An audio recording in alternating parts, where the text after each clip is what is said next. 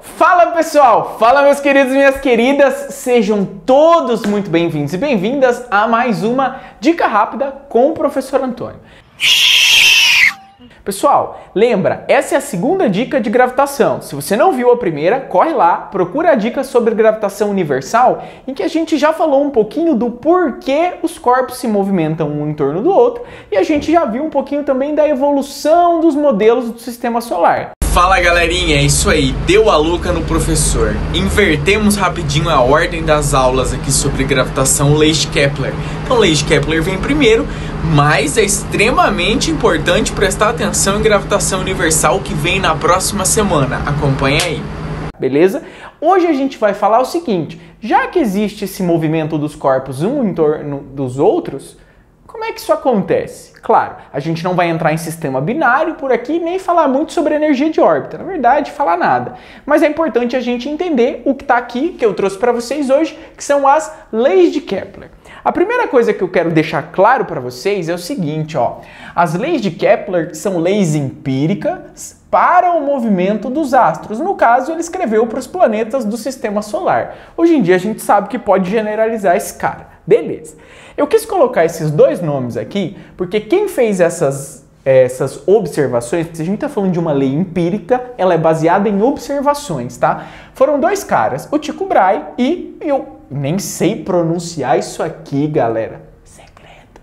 Esse tiozinho aqui, Kepler. Fechou. O que é importante? O Tycho Brahe foi praticamente um professor do Kepler. Ensinou bastante coisa, trabalharam juntos durante muito tempo, quase como se fosse um orientador hoje de pesquisa. Beleza. Esses dois caras, durante muitos anos, reuniram dados precisos sobre a posição dos planetas, dos astros em relação à Terra. E aí, o Kepler sobrou pro Kepler... Esses nomes são difíceis. Sobrou para o Kepler escrever essas três leis, beleza? A primeira lei é a lei das órbitas. Então o Kepler descobriu o seguinte, olhando o dado da posição dos planetas, ele falou, cara, não dá para fechar uma órbita circular. E ele pensou em uma outra figura geométrica, que é uma elipse. Eu já vou usar até que eu desenhei aqui para a segunda. Aqui com uma excentricidade muito grande, a gente já vai falar disso. Mas o que vem a ser uma elipse? Pensa que isso aqui já foi um círculo um dia, tá? E aí você começou a achatar esse cara. Você achata aqui, aquele cara abre lá. Isso é uma elipse a grosso modo, tá? Então o Kepler descobriu o seguinte, ó. Os planetas descrevem uma órbita elíptica onde o Sol ocupa um dos focos. Então o Sol ocupa um dos... A elipse vai ter dois focos. O que era um centro só, quando esse cara era uma circunferência, vai se dividir em dois focos. Tem um foco aqui e um foco lá. Aquele foco tá vazio, tá? O Sol ocupa um deles, tá ali. Eu tenho o eixo maior, eixo menor da elipse. Tem toda uma matemática dessa figura geométrica que a gente não vai entrar. Beleza? O que é importante? Olha só, esse cara aqui que a gente já falou, excentricidade, tá, pessoal? O que acontece? Para cada planeta do sistema solar, existe uma excentricidade de órbita diferente, ou seja, a elipse é mais ou menos achatada para algum deles, tá? Por exemplo, aqui a título de curiosidade para vocês, se eu não me engano, a excentricidade da órbita da Terra, ela é aproximadamente 0,17.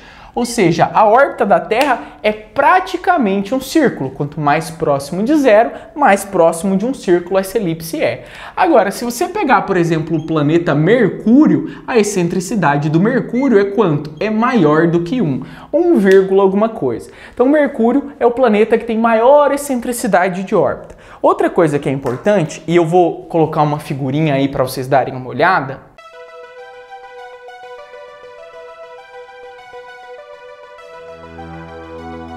é o seguinte, quando você olha, as órbitas dos planetas não são coplanares, tá, pessoal? Elas podem estar em planos diferentes, mas o Sol ocupa um dos focos em todas elas. Beleza? Dê uma olhadinha nesse cara. Voltamos para cá. O que é importante? Quando eu tenho essa situação, repare, o planeta está aqui. Existe nessa órbita aqui um ponto em que o planeta vai estar mais próximo do Sol e um ponto em que ele vai estar o mais afastado possível do Sol. Próximo P. Então, esse ponto aqui é chamado pra gente do quê? De periélio, tá? periélio. Ou se for um satélite, pode aparecer perigeu. A de afastado, esse ponto aqui é chamado de afélio, tá? Ou se for um satélite, apogeu. Então, essa órbita elíptica, a gente pensa sobre excentricidade e entende que tem um ponto mais próximo e um mais distante. Essa é a primeira lei, só para entender como funciona. Segunda lei é o que a gente chama de lei das áreas, tá? Olha o que vai aparecer aqui pra gente como interessante. O raio vetor que une o planeta ao Sol varre áreas iguais em tempos iguais. Raio vetor? Beleza. O que vem a ser esse cara aqui, tá, gente? Então pega, eu já até desenhei ele aqui. Se você unir o centro do Sol ao planeta em qualquer ponto da órbita, você vai ter o que a gente chamou de raio vetor. Imagina que esse planeta está aqui, por exemplo, no dia 1º de abril. E ele consegue chegar aqui, ó, no dia 1º de junho, tá? Então aqui eu estou pegando totalmente fora de escala. O que que acontece? Esse vetorzinho aqui, ó, ele varreu essa areazinha aqui. Professor, como assim varreu? É o varrendo mesmo? É vassoura? Não, significa, ó, esse cara tá ali. À medida que esse planeta vai se deslocando, uma área vai sendo varrida aqui. 1º de abril, aqui eu tô chutando, por exemplo, ó, 1º de abril, 1º de maio, 1º de junho. Aqui a gente tá imaginando um mês com 30 dias, uma coisa entre amigos, tá, gente? Por favor. Então esse cara demorou daqui até aqui, por exemplo, ó, 3 meses. Para isso ele varreu uma determinada área. O que que acontece? Se eu pegar outras duas posições desse raio vetor lá do outro lado, ó, uma posiçãozinha ali, outra posiçãozinha aqui, tá? Então, ora, o planeta estava aqui nessa posição, depois ele foi para lá, o raio vetor varreu uma outra área. Então tá aqui, ó. Se eu falar para você que essas duas áreas aqui são iguais, o que que eu posso afirmar pela lei de Kepler? Que para percorrer isso aqui, esse cara também demorou o quê? 3 meses. Então o raio vetor vai varrer sempre áreas iguais no mesmo intervalo de tempo. Beleza? Essa é a segunda lei. Isso é importante. Tem uma coisa que é muito legal a gente falar para esse cara, que é uma consequência dessa lei, tá? Como é que funciona? Lembra da primeira equaçãozinha que a gente estuda junto? Se você tiver dúvida nela, dá uma procurada, tem um vídeo também, tá? Que é a equaçãozinha da velocidade média. Então é o seguinte, se você pensar na equaçãozinha da velocidade média, lembra, ela é ΔS sobre ΔT. O que que eu quero analisar aqui com você? Vou até escrever a equaçãozinha aqui, ó, V igual a ΔS sobre ΔT. Se o tempo demorado daquele ponto até esse ponto aqui é o mesmo demorado aqui entre esses dois pontos, nós temos uma questão. Por quê? O tempo é o mesmo, mas reparem, essa distância percorrida é muito maior do que aquela. Então o que quer dizer? Se eu consigo correr tudo isso em um tempo e consigo correr só aquilo no mesmo tempo, quer dizer que aqui a minha velocidade foi maior. Então a principal consequência disso aqui é que quanto mais próximo da massa central o planeta está, maior a velocidade dele. E a velocidade de um planeta é máxima onde? No ponto mais próximo. Então a velocidade máxima quando ele está orbitando vai acontecer o quê? Vai acontecer exatamente no periélio. E a velocidade mínima desse cara, enquanto ele está orbitando, vai acontecer exatamente no afélio, que é o ponto mais afastado. Daqui até lá é como se o planeta fosse freando, diminuindo a velocidade até chegar lá. É um movimento desacelerado. De lá até aqui, ele tem que ir acelerando até atingir velocidade máxima. Segunda parte é um movimento acelerado. Só para a gente ter uma ideia de como brinca com esse cara. Beleza? Vou apagar um pedacinho aqui para mostrar para vocês a terceira lei de Kepler. Vem comigo. Beleza, galerinha? Agora a gente vem para esse quadro para falar da última lei de Kepler, terceira lei, que é a lei o quê? A lei dos períodos. O que essa lei vai dizer pra gente? Olha só, vou até pegar meu canetão de grifar. Parabéns para mim.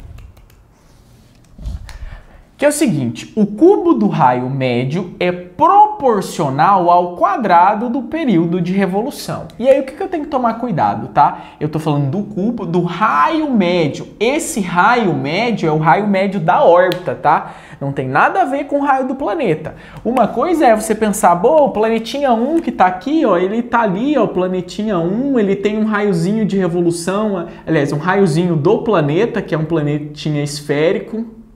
Não é plano, tá, gente? Desculpa. Planetinha esférico, tá ali, beleza. Agora, não é aquele raio que a gente quer brincar, a gente quer brincar com o raio orbital, ou seja, o raio que ele tem em relação a uma massa central que ele está orbitando, tá? E é um raio médio, porque como é uma elipse, ora você tem um raio maior, ora menor, então você faz um raio médio. Beleza. Isso é proporcional ao quadrado do período de revolução, tá? Não é a revolução de 17... Antes fosse, aqui a gente está dando o nome de revolução, o quê? Uma volta em torno do Sol ou da massa central. No caso da Terra, 1 ano, só para a gente entender. Beleza. Qual é o ponto? Como é que a gente escreve? É a única coisa que a gente vai matematizar um pouquinho aqui dentro da lei de Kepler, tá? A lei dos períodos, ela vai ser escrita como o raio ao cubo, tava errado aqui, eu corrijo ao vivo, o editor trola lá depois, tá? O raio ao cubo dividido pelo período ao quadrado tem que ser igual a uma constante. Por tudo que você acredita nessa vida, filho, não use regra de 3 quando a gente estiver falando de lei de Kepler. Isso aqui são só coisas exponenciais. É o cubo do raio médio, é o quadrado do período. Não me use regra de 3 aqui, beleza? Mas é o seguinte... Isso aqui é igual a uma constante K, que recebe o nome de constante de Kepler, é só uma homenagem. Aqui eu coloquei ela só para vocês terem noção. Quem é o K? Constante da gravitação universal, que a gente já viu, massa central, dividido por um número, 4π ao quadrado. O que eu quero mostrar para você? Que essa constante aqui, vou até escrever de vermelho aqui, ó, ela só depende de quem? Da massa central. Professor, o que isso significa? Significa que dois corpos que estejam orbitando a mesma massa central possuem a mesma constante.